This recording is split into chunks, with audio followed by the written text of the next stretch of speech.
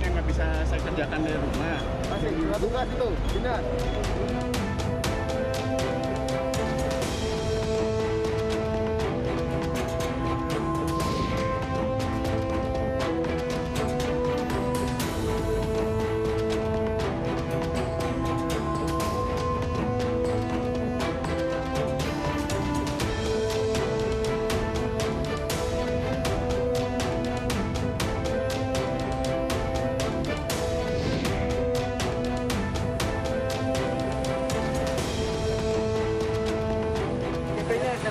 KTP-nya Depok ya?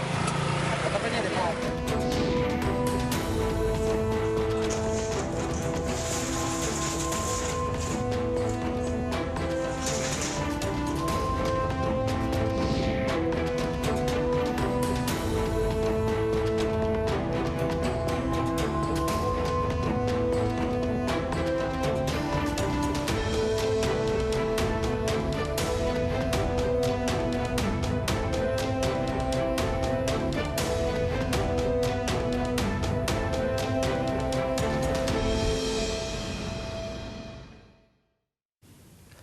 Pemerintah daerah Kabupaten Badung menjemput warganya yang hasil rapid testnya menunjukkan reaktif. Rapid test atau tes cepat digelar setelah terjadi lonjakan kasus COVID-19 di Badung, Bali beberapa hari terakhir.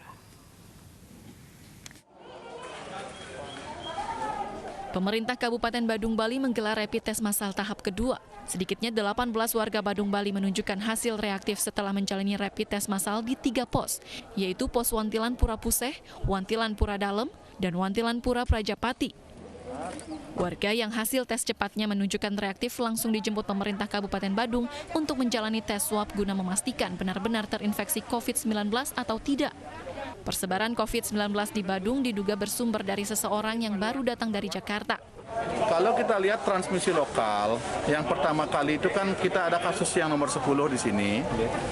Kasus 10 ini diduga terkait dengan seseorang yang datang dari Jakarta.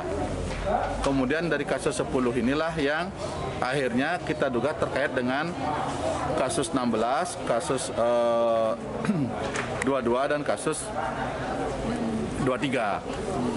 Jadi itu dalam masih lingkup keluarga. Sambil menunggu hasil tes swab, warga yang reaktif tak diizinkan pulang ke rumah dan wajib menjalani karantina di rumah singgah. Dinas Kesehatan Kabupaten Badung telah 3 kali mengadakan rapid test yang melibatkan 1.200 warga. Dari Badung, Bali, Bagus Alit, iNews melaporkan. Menolak diperiksa kesehatan, sekelompok pemuda menggeroyok petugas COVID-19 desa di Pekalongan, Jawa Tengah. Polisi menetapkan 7 pelaku sebagai tersangka.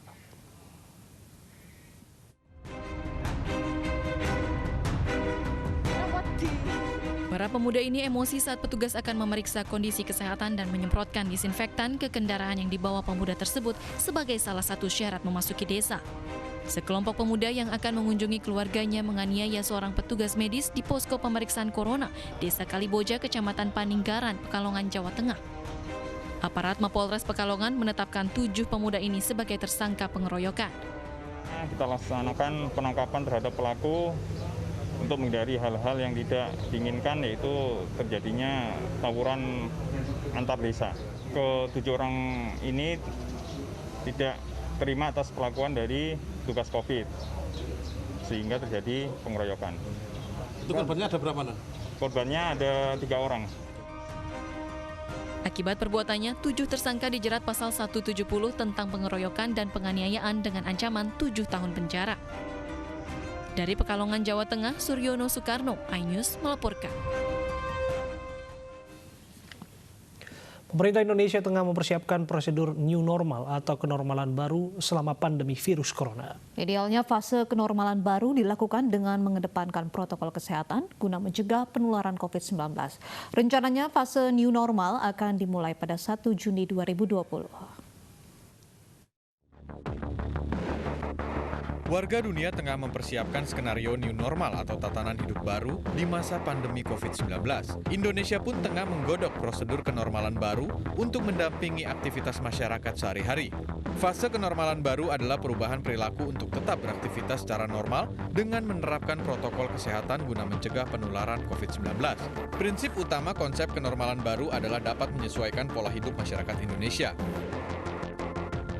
Transformasi ini adalah untuk menata kehidupan dan perilaku baru ketika pandemi, yang kemudian akan dibawa terus ke depannya sampai tertemukannya vaksin. Beberapa prosedur kenormalan baru telah dilakukan masyarakat sejak pandemi corona mewabah di Indonesia, seperti menerapkan protokol kesehatan, menghindari kerumunan, serta bekerja, belajar, dan beribadah di rumah. Selama berada di luar rumah ada sejumlah protokol dasar yang harus dilakukan warga, seperti memakai masker, cuci tangan, menjaga jarak, hingga tidak berbagi makanan dalam satu wadah. Dan jika berada di dalam angkutan umum, penumpang disarankan menggunakan sarung tangan. Protokol norma baru juga mengatur perilaku warga di tempat kerja. Selain memperhatikan ventilasi ruangan dan menjaga kebersihan, setiap pekerja yang bersin, batuk, ataupun meludah harus menutup hidung dan mulut, serta membuang tisu dengan membungkusnya dengan plastik terlebih dahulu. Sebelum memasuki rumah, setiap orang harus mensterilkan barang yang dibawa dan dipakainya dengan disinfektan. Sebelum mencuci tangan atau mandi, tidak boleh menyentuh apapun, serta meletakkan pakaian yang telah digunakan di wadah tertutup dan segera dicuci. Untuk menerapkan fase kenormalan baru, Presiden Joko Widodo memerintahkan TNI Polri mendisiplinkan warga dalam menerapkan protokol kesehatan selama berada di luar rumah. Bahwa mulai hari ini akan digelar oleh TNI dan Polri pasukan untuk berada di titik-titik keramaian dalam rangka mendisiplinkan, lebih mendisiplinkan masyarakat agar mengikuti protokol kesehatan sesuai dengan PSBB.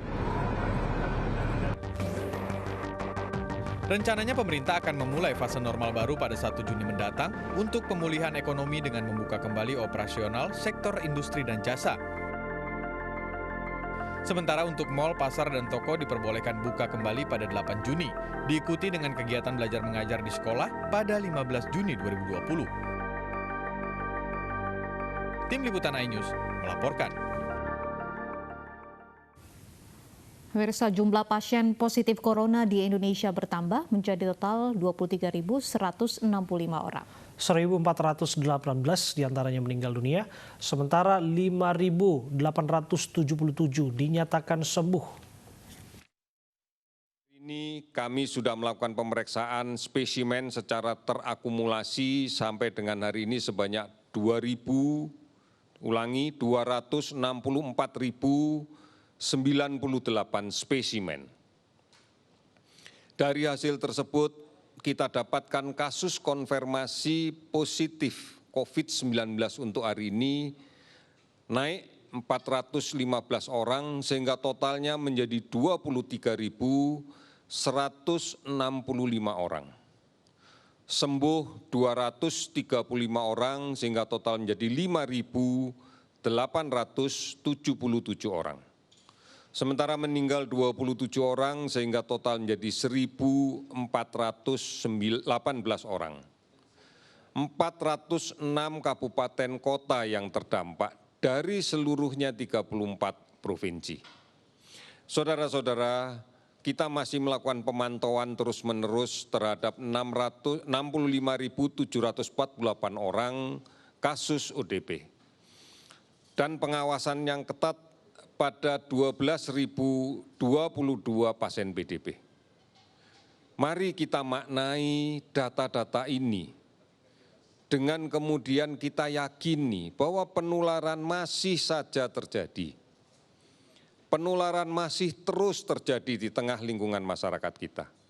Oleh karena itu kami meminta pada saudara-saudara sekalian, mari bersama-sama kita putuskan permasalahan ini.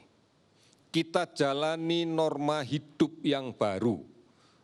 Kita mulai normal yang baru.